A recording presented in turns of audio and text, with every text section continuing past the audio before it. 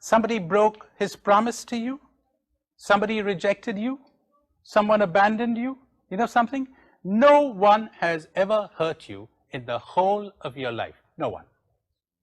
No event has ever upset you. This was done by you.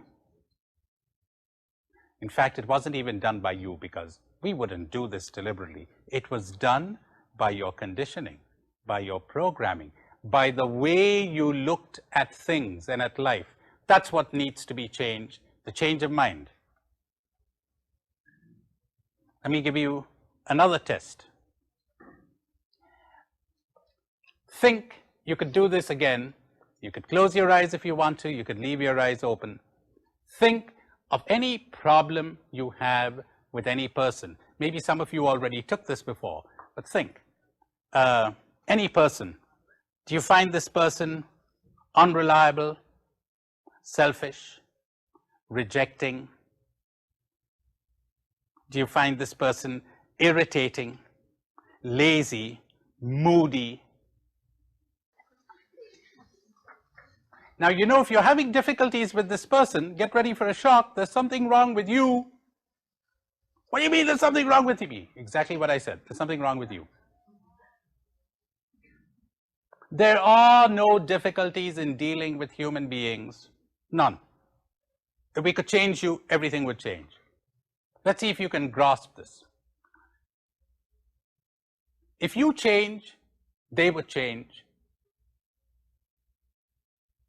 You're really seeing people not as they are, but as you are. Let's go over that slowly. You are a pain in the neck, let's suppose, to me. All right. Now, I'm all upset, I'm disturbed, bad sign, there's something wrong with me. I have to change. How come you have the power to upset me? How come you have the power to decide whether I will be happy or miserable? So I don't demand that you change. First, I won't protect you from the consequences of what you're doing. As someone said so nicely, in nature, there are no rewards and no punishments. There are only consequences. I'm not going to be a rescuer and prevent the consequences. Grow up and take them, including maybe being arrested and being thrown into jail. Second, I won't let you push me around. That's for sure. I'll say no. People are too scared to say no. They're too frightened to say no. They're too frightened to tell people to mind their own business. You live life as you see fit. Leave me alone to live my own life. And then they complain. There's something wrong with you. So with these two provisos, I'm not going to protect you from the consequences, and I'm not going to push you around. You can do whatever you want and take the consequences. But I'm not disturbed. Imagine you're waiting in a line for a ticket and somebody breaks the line. Can you imagine how crazy it is that because someone has misbehaved, you're going to punish yourself? It's like taking a sledgehammer and hitting yourself on the head. You're going to get angry. You're going to let your blood pressure go up. You're going to lose your sleep. This is crazy. And everybody says it's normal. Well, they're all lunatics, that's all. They're lunatics. If everybody's saying something, you can be pretty sure it's wrong. And what would you expect from lunatics? They think it's natural. So, if people are bugging you, they're upsetting you, this is a glorious opportunity to understand yourself, to understand your programming, to realize that the upset is coming, not from them, but from your programming. I'm not saying don't do something about whatever. That's fine. You want to do something? That's fine. But if you're doing it to relieve your negative feelings, that's awful. Secondly, before acting, you'd better see things clearly. And if you're all upset and disturbed, you're not seeing. Any emotion, especially if it's a powerful one, will come in the way of you seeing things clearly. So when you're not disturbed, you can be much more effective, and you're much more perceptive, and you have much more power. One last test, because we're coming to the end. Try this one. Your happiness, or our happiness, is never caused by anything. True happiness is uncaused. How about that one? See, I saw quite a few eyebrows go up on that one. You know, if somebody causes your happiness, if a new job is causing your happiness, that isn't happiness at all. That's the fulfillment of a desire. I desire something, I go for it, I get it, I feel excited, I feel a thrill, I feel gratification, I feel pleasure, and I get weary of it after a while, don't I? Or I become anxious lest I lose it, don't I? That's not happiness. That's kicks, that's thrills, the fulfillment of desire. Sometimes I think almost everybody has been programmed to be unhappy. They cannot not be unhappy. So they go through life suffering ups and downs like the pendulum. You see, you're all excited. You'll be correspondingly depressed when you lose that thing that you were excited about. Or you get tired and you're looking for more. That isn't happiness. Happiness is uncaused. When nothing can hurt you, no event, no person, no thing, you're happy. What do you do to be happy? Nothing. You don't do anything. You drop something. You drop an illusion. You drop a wrong idea. How do you drop it? By seeing that it is wrong. Then you drop it. You know that African tribe I was talking about? Why do you think this person would die when he or she is banished? Because they've added something to reality from their programming. Your unhappiness is caused by something that you have added. That addition causes unhappiness. How do you become healthy? Drop your sickness and you're healthy. You don't acquire health. Health isn't something, it's the absence of sickness. The Chinese put it so well.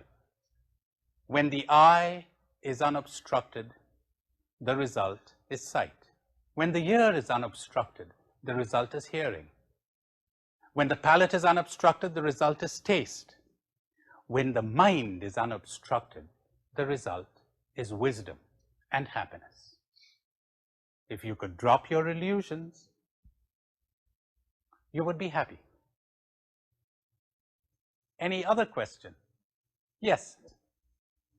If you take a child, or you take, let's say, a child that is born with a physical handicap, that is not anything that they wished upon themselves, or they can train their own mind. Okay, wonderful. We got that. So the idea is, suppose a child is handicapped or a child is sick. You know, I know a Jesuit who is a polio victim, and he's really crippled and handicapped. He's one of the happiest people I've ever met. It all depends on how the child society and family reacts to that. If they think it's a calamity and there are oohs and ahs, then of course this is what the child is going to pick up. I've seen people in awful health with cancer, suffering intense pain. You know something? They're happy. They're happy. They're not suffering, because suffering means you're fighting it. Suffering means, how long is this going to last? You know another secret? The present moment is never intolerable. What's intolerable is what's going to happen in the next 4 hours. To have your body here at 8 p.m. and your mind at 10:30 p.m., that's what causes the suffering. To have your body here in Dallas and your mind in San Francisco, that's what causes the suffering. One last question. Yes?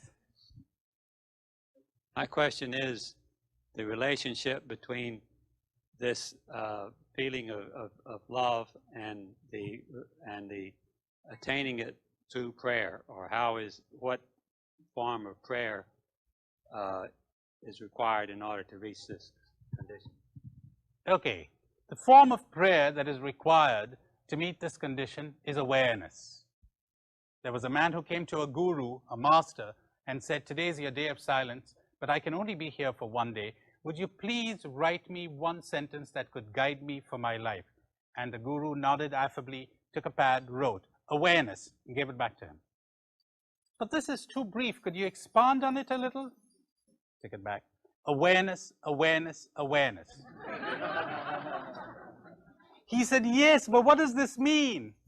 Take it back. Awareness, awareness, awareness means awareness.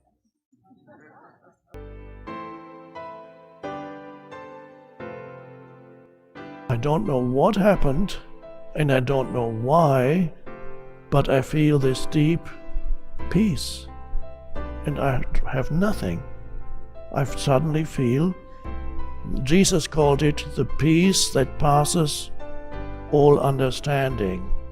Ultimately, you step out of your thinking mind. And what's left when you're no longer thinking about yourself and your life and what went wrong, in fact, thinking subsides. And what's left of you when you're not thinking about yourself or about anything? Is that even possible? Is that even possible? For example, at this moment, are you able to experience, as you sit there, being in that space of not needing to add any thought to this moment? Can you allow this moment to be as it is, so completely that you do not add any interpretation to it? Just be it. So what is left of you right now?